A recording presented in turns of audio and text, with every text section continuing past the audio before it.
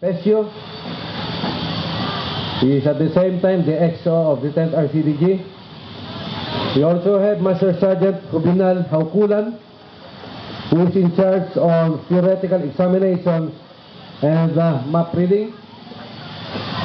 We also have Technical Sergeant Caballo, Danilo Caballo, who is in charge of the disaster relief and rescue operations.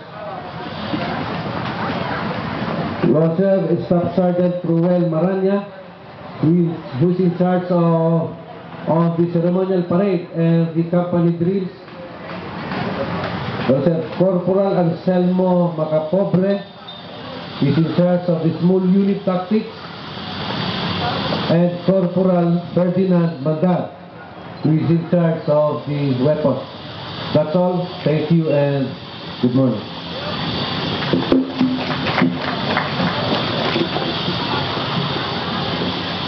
Thank you so much, Chairman Ramon B. Florete. And now, ladies and gentlemen, please stay in your places because the next part will be the most exciting part of the evaluation, the presentation of cadets as they perform inspection in rank, then followed by different fields of expertise like company drill, small unit tactics, disaster relief and rescue operations, map reading, method of instruction, field stripping of different firearms, and many more. Thank you very much.